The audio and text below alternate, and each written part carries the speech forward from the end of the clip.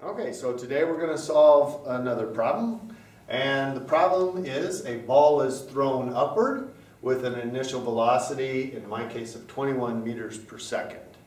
The question, first part asks, how long is it in the air? All right, so following the same way we've been doing problems, we're going to write down the things that we know and the things that we need to know. All right, what do we know? Well, in this problem, the ball is thrown from the ground up into the air, and then it comes back down to the ground. All right?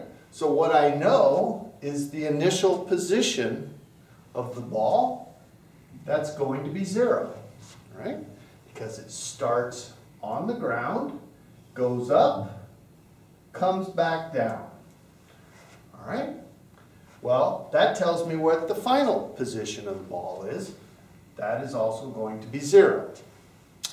All right, then I know my initial y velocity, 21 meters per second.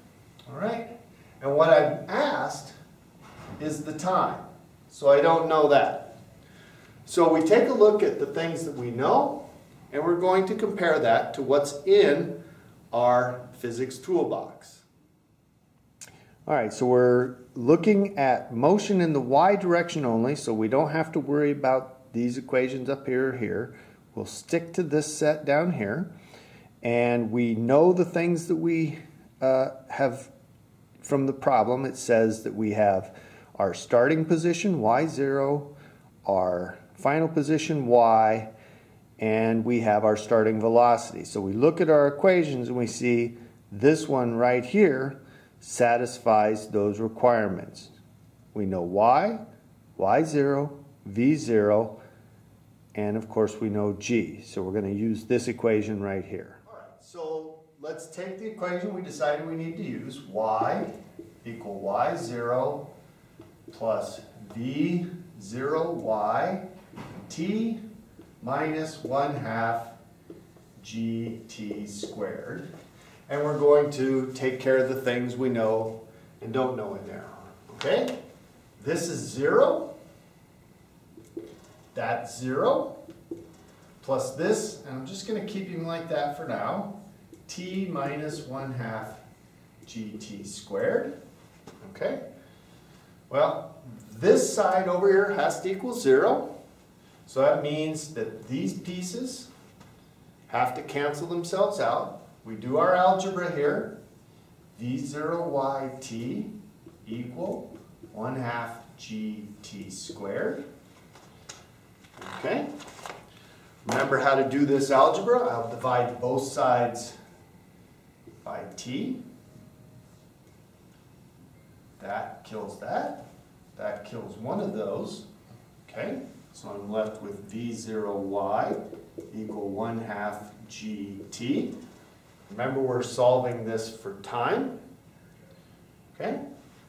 So I do a little bit of algebra, bringing those things over to the other side, giving me t equal 2v0y over g.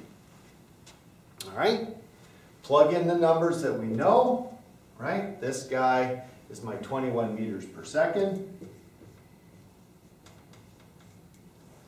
G is 9.8 meters per second squared. And when you get done with that, you get a value of 4.29 seconds.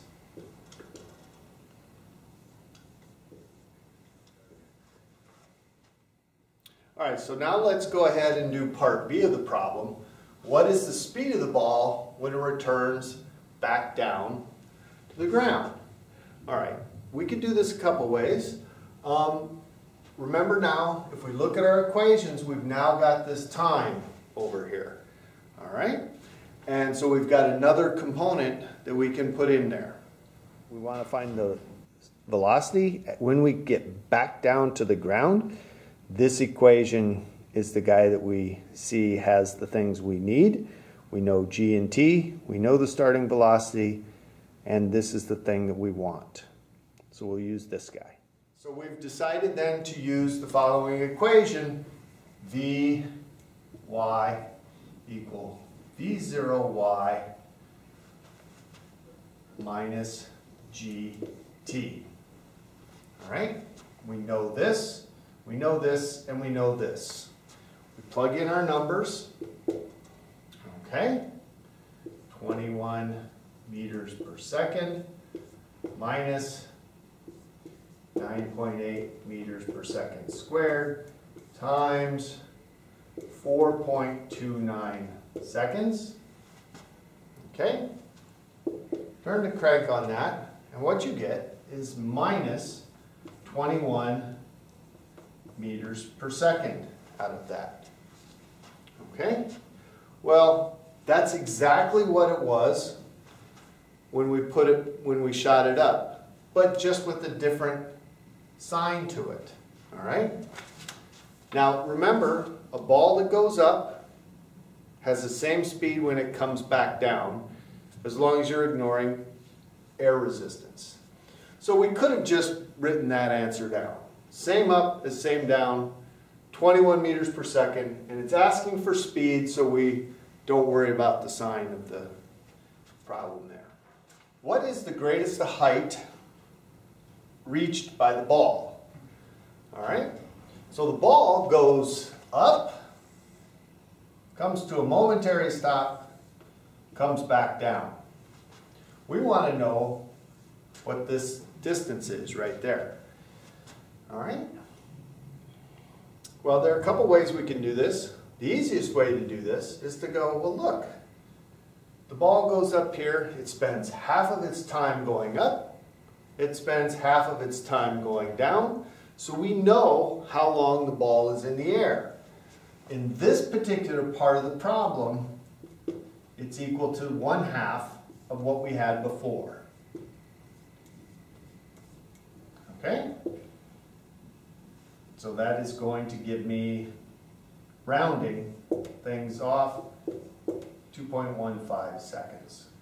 All right, so what do we need here? We know our starting position, we know our velocity, we know our time, and of course we know G. What we're trying to find is the final height, Y, so this is the appropriate equation for part C.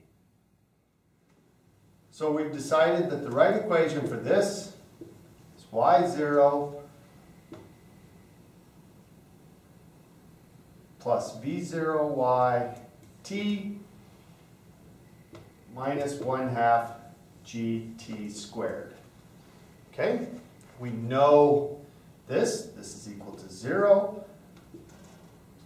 This is 21 meters per second. Our time is this 2.15 seconds minus 1/2 9.8 meters per second squared times 2.15 seconds squared. Okay, run that through our calculator and we get 22.5 meters.